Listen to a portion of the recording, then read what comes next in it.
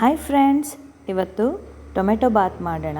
ಅದಕ್ಕೆ ಫ್ರೆಶ್ ಆದ ಟೊಮ್ಯಾಟೊ, ಕೊತ್ತಂಬರಿ ಸೊಪ್ಪು ಹಾಗೂ ನೆನೆಸಿದ ಶೇಂಗಾ, ರುಬ್ಬಲಿಕ್ಕೆ ಹಸಿಮೆಣಸು, ಕೊಬ್ಬರಿ, ಗರಂ ಮಸಾಲ, ಶುಂಠಿ, ಬೆಳ್ಳುಳ್ಳಿ ಹಾಕಿ ಚೆನ್ನಾಗಿ ನುಣುಪಾಗಿ ಪೇಸ್ಟ್ ಮಾಡೋಣ.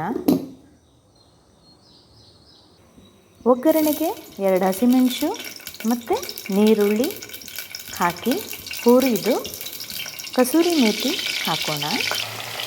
ಹೆಚ್ಚಿದ ಟೊಮ್ಯಾಟೊ ಹಣ್ಣನ್ನು ಹಾಕೋಣ. ಚೆನ್ನಾಗಿ ಸಾಫ್ಟ್ ಆಗೋವರೆಗೂ ಉಪ್ಪು ಹಾಕಿ ಚೆನ್ನಾಗಿ ಬೇಯಿಸಿ. ಈ ರೀತಿ ಸಾಫ್ಟ್ ಆದ ನಂತರ ಅರಿಶಿಣ,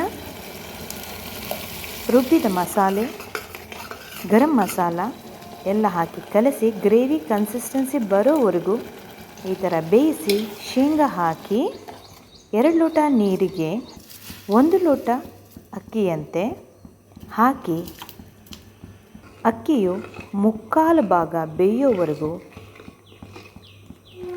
ಹಾಗೆ ಬಿಟ್ಟು ನಂತರ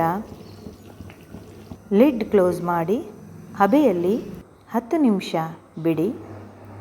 ನಂತರ ಬಿಸಿ ಬಿಸಿಯಾದ ಟೊಮೆಟೊ ಬಾತ್ ಸವಿಯಲು ನೀಡಿ.